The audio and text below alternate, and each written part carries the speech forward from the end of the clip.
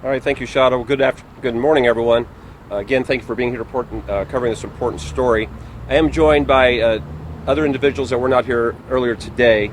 We have our special agent in charge of the ATF Atlanta field office, Benjamin Gibbons, that is here, and the assistant special agent in charge of the Atlanta FBI office, Peter Ellis, that has joined us. We still have Section Chief Bonner from Atlanta Fire Rescue with us, as well as Deputy Chief Hampton, Deputy Chief Bruce from Atlanta Police Department, and Marshall Freeman, our Chief Administrative Officer.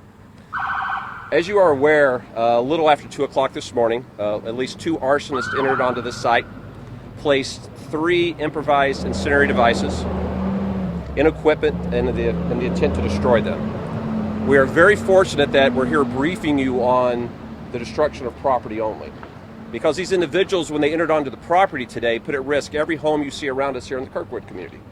And as individuals slept in their homes preparing for the next day, a dangerous fire was started right next to a container of gasoline that was there for this site, placing everyone in danger in this area.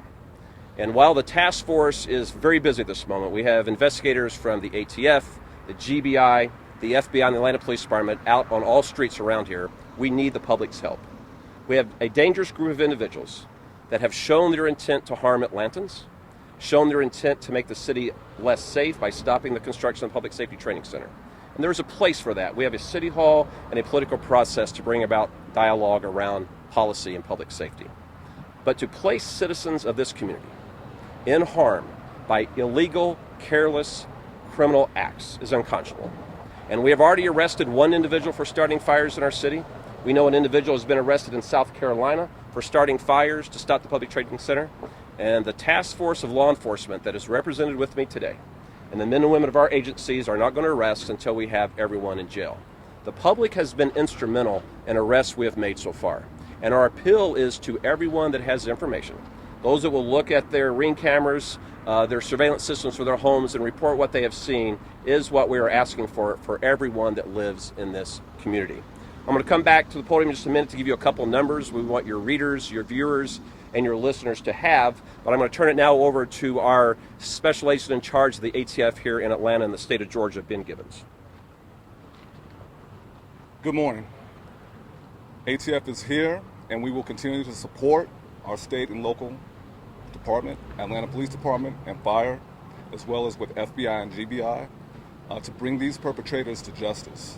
We will dedicate our resources to continue this investigation and eventually bring these forth charges along with APD, GBI, and FBI, and bring these individuals to justice because they do present a danger to the community as well as safety of our citizens here in Atlanta. Thank you. Thank you. Appreciate it, Ben. Peter Ellis, our assistant special agent in charge of the Federal Bureau of Investigation here in the state of Georgia. All right. Good morning. I want to just assure everybody that the FBI is working very closely with our local, state, and federal partners to investigate these heinous acts. I want to also encourage the citizens as well to come out, and if you have any information, to provide this to us. And I also want to assure the citizens in the community that we're not going to rest until we bring all the resources to bear for this investigation. Thank you. Thank you, Ben. Thank you, Peter. I'm going to give you 2 numbers. We ask that you have this visible to those that come to you for news of our community. The first one is for Crime Stoppers, and that is 404-577-8477, 404-577-8477, and then the Georgia Arson Control number, which is 1-800-282-5804, 1-800-282-5804. And in both of these tip lines, you may remain anonymous. You do not have to give your name, but we will tell you this. There is a reward for up to $200,000 that is being given for individuals that provide information that leads to the arrest and conviction of any arson that has been connected to stop the building of Atlanta's Public Safety Training Center.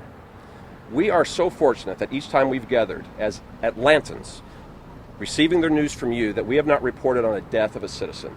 But ladies and gentlemen, this is a ticking time bomb. That if these arson attacks continue, and in the manner that they're escalating in populated areas, someone is going to lose their life. And I do not want to be the chief of police to be standing at this podium with our law enforcement community asking you to help us investigate a murder. It is property damage right now, but it is only a matter of time till these individuals cost someone their life. Open for any questions that you all may have. We'll start down here and work our way over. responsibility for it yet, like they did the one in January? Don't believe that's been posted as of yet. I have a question from the last press conference I was just listening in.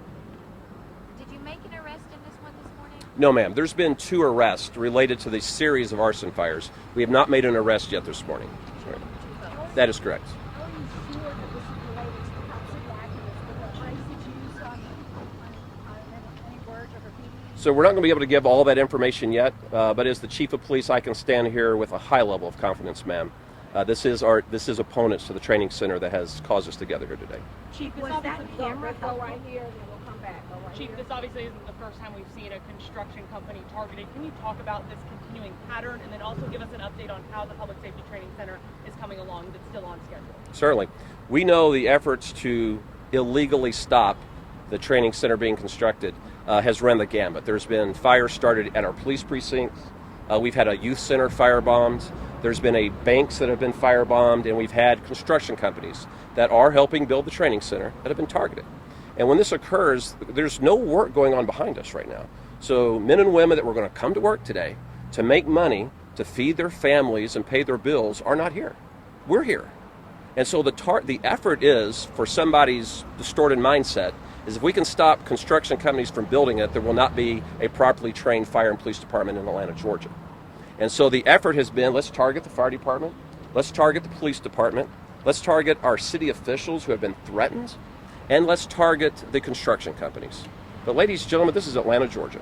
We have seen terror at our doorsteps before, and we are not a city that backs down from this, and we're not going to back down from this. We're going to find those responsible. And the Public Safety Training Center will open in December of this year.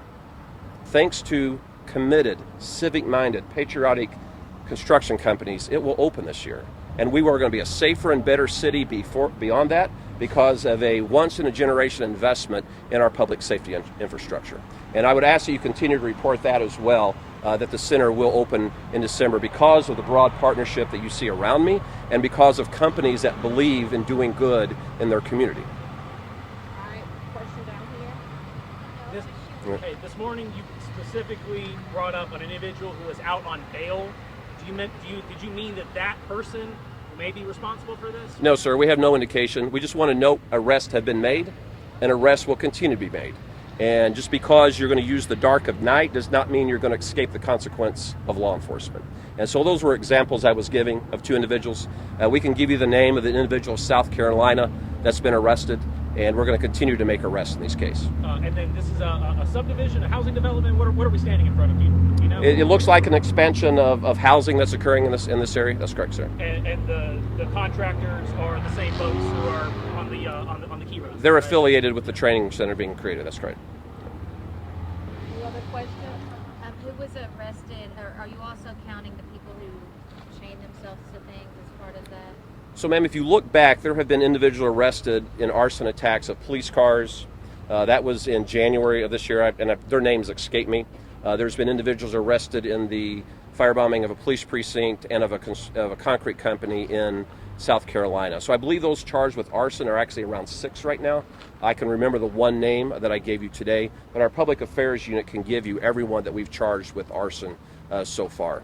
And this is not the destruction of just property, ladies and gentlemen. Anytime you firebomb a precinct, that is tax dollars of this city going back to replace it. And now we're going to have a company that has to pay to replace their equipment, and this remains dormant. This is an attack on everyone that calls Atlanta home, and this is certainly an attack that caused Kirkwood to be less safe today.